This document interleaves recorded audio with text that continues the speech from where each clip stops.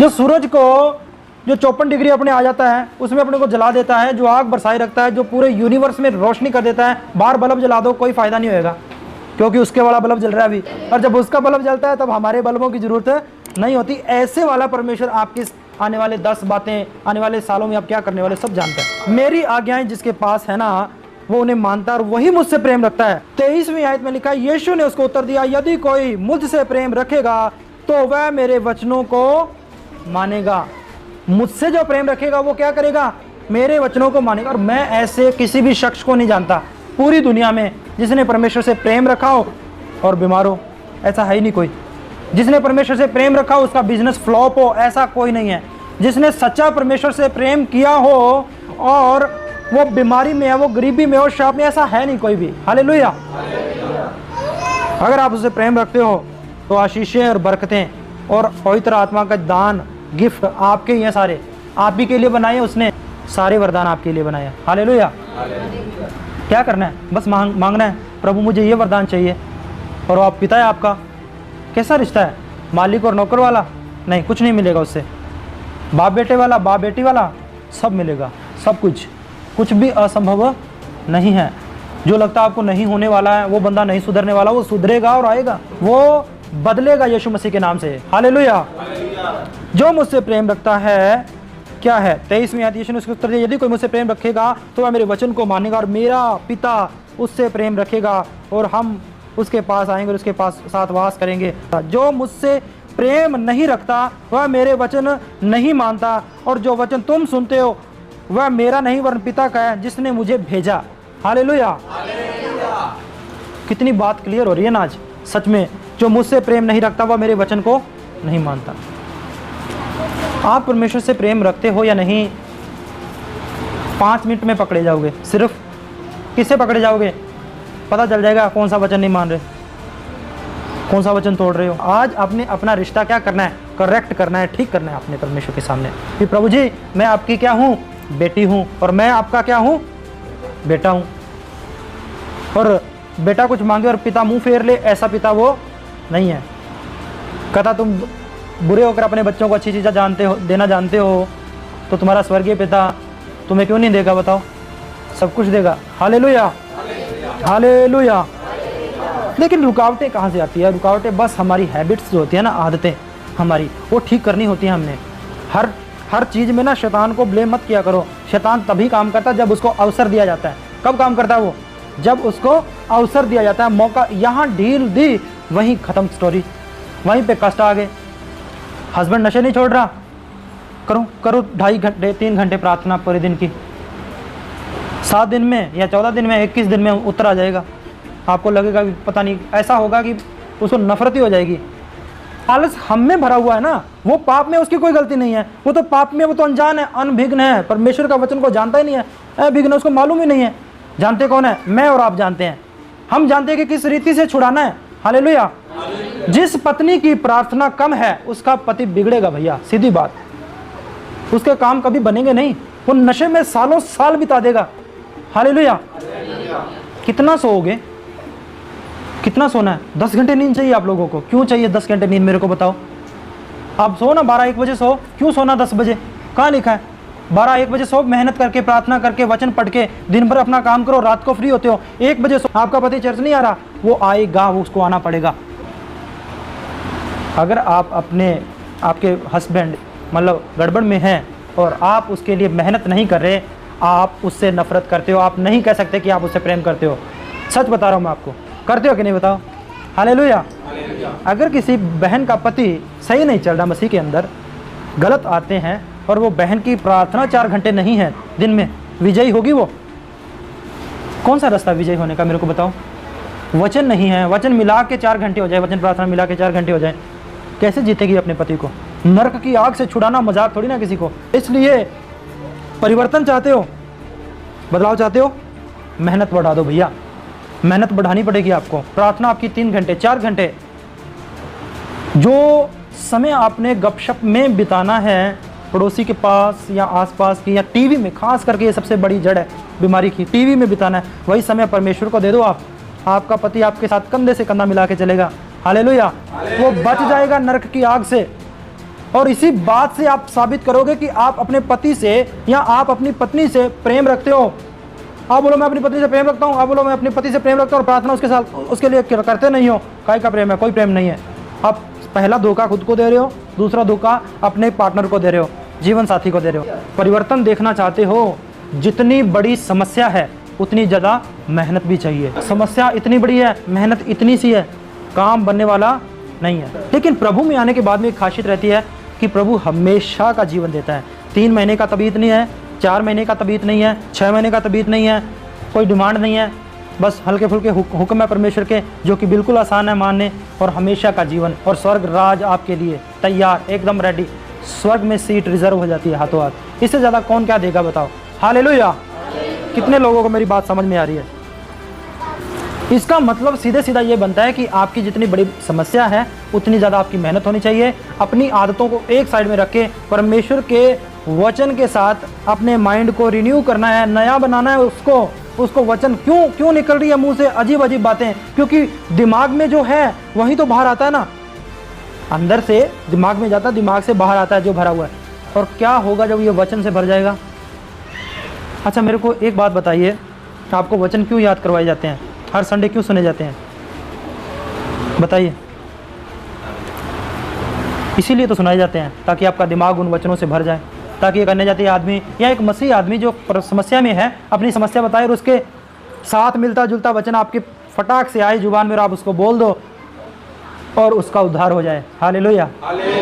आपके एक शब्द ने बचा लेनी है सामने वाले को, एक शब्द ने, लेकिन वो शब्द यहाँ से निकलना चाहिए, इस जगह से। यहाँ पे जीवन है, बाहर और अंदर नहीं है। आपके विचारों में जीवन नहीं है, आपकी दुनियावी नॉलेज से जीवन नहीं है। लेकिन सब मिट्टी है।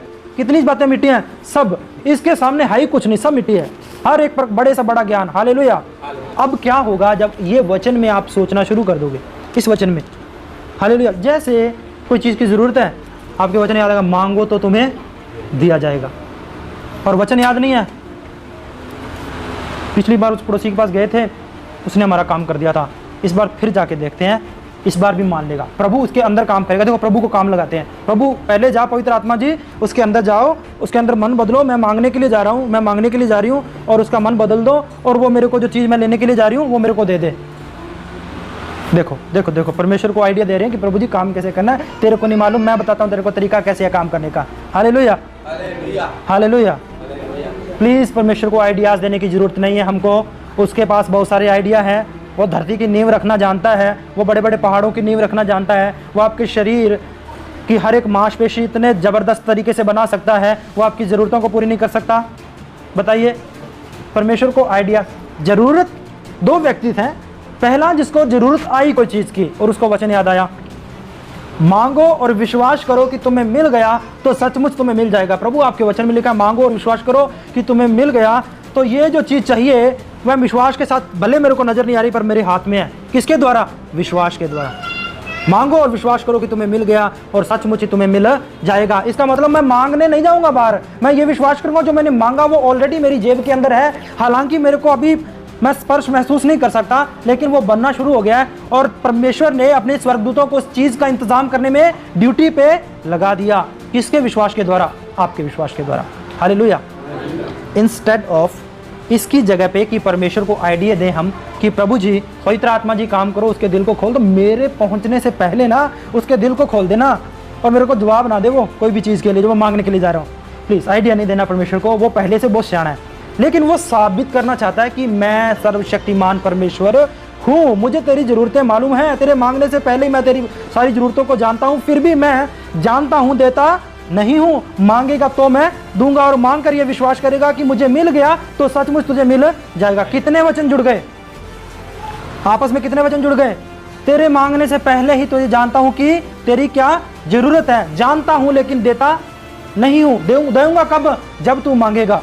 और किस प्रकार से मांगेगा? मांग कर ये विश्वास करेगा कि तू मिल गया तो सचमुच ही तुझे मिल जाएगा। तीनों वचन मिल गए ना? कुछ लोग कंफ्यूज हो जाते हैं, कहता प्रभु के वचन में पास्टर जी लिखा मांगो तब मिलेगा, और एक जगह लिखा है कि मांगने से पहले जानता है, और एक जगह लिखा है कि मांगो और विश्वास करो कि तुम्हें मिल गया तो सचमुच तुम्हें मिल जाएगा। तो भैया मैंने कहा इस तरह से समझ इस वचन को, मांगे बगैर वो देता नहीं, तेरे मांगने से पहले ही जानता है उसे क्या ज़रूरत है। लेकिन मांग कर जब तक तू विश्वास नहीं करेगा कि वो चीज़ तेरे पास है, चंगाई तेरे पास है, अगर तू बीमार है, बीमारी के लिए प्रार्थना की और बीमारों की तरह प्रार्थना करने के बाद भी बीमारों की तरह रिएक्ट कर रहा है, उसी की तरह बातें कर रहा है मैं बीमार हूँ, उसी की तरह जीवन जी रहा, तो बीमारी नहीं जाएगी। और बीमारी के लिए प्रार्थना कर रहा है, ठीक होने के लिए बीमार है, फिर भी ये विश्वास कर रहा है कि मैं ठीक हूँ, और वो बीमारी को जाना पड़ेगा, क्योंकि आपने क्लेम करना बंद कर दिया, उस बीमारी को गले लगाना छोड़ दिया, गरीबी के शाप को गले लगाना छोड़ दिया। मत कहो कि मैं गरीब हूँ, नहीं कहोगे ना आज के बाद में, कभी नहीं कहना, कभी भी नहीं कहना। शैतान को मुंह में आप निवाला डाल रहे होते हो,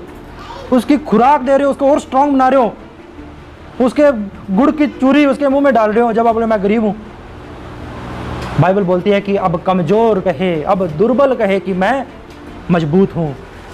दुर्बल भी क्या कहे, अब मैं मजबूत हूँ। इस वचन को कैसे लेना है? अब गरीब कहे कि मैं क्या हूँ, अमीर हूँ। अब बीमार कहे कि मैं क्या हूँ, स्वस्थ हूँ। कभी शैतान के मुंह के अंदर निवाला आपने नहीं डालना, पूरा सजा के नहीं डालना। उसकी खुराक है आपकी मरी हुई बातें, आपकी और मेरी मरी हुई बातें उसकी क्या है, खुराक है। वो और तगड़ा हो जाएगा। हालेलुया। वो बात होगी भी, वो बात होगी, एक कमज़ोर आदमी को आप प्रोटीन खिला रहे हो, आप एक कमज़ोर आदमी को घी खिला रहे हो। शैतान कमज़ोर है क्योंकि प्रभु आपके साथ है, लेकिन उसको स्ट्रांग बनाता कौन है? कौन बनाता है उसको? प्रभु नहीं। कौन बनाता है फिर भैया? कौन बनाता है भाई? हम ही तो है, और कौन बनाता है? खुराक देने वाले कौन है? हमने तो गोद ले रखा है, उसको पाल रहे हैं, बढ़िया। हालेलुया। सो हमने क्या करना है? फर्स्ट ऑफ ऑल हमने क्या करना है? अपनी हैबिट्स को सुधार लेना है। दूसरा, हमारे शब्दों को परिवर्तित कर देना है। बिल्कुल, हालेलुया। आपके मांगने से पहले ही जानता है। क्या वचन काम करते हैं आपके जीवन के अंदर? जीवित है ये जैसे मैं बोल रहा हूँ और आपको समझ में आ रहा है, उतना ही लिखा हुआ स्ट्रॉन्ग है। क्या समझ रखा आप लोगों ने इसको? जितना बोला गया वाक्य शब्द स्ट्रॉन्ग है ना, उतना लिखा हुआ उससे ज़्यादा स्ट्रॉन्ग है। क्योंकि यूहन्ना 1:1 में क्या लिखा है? वचन ही क्या है? ये कौन है?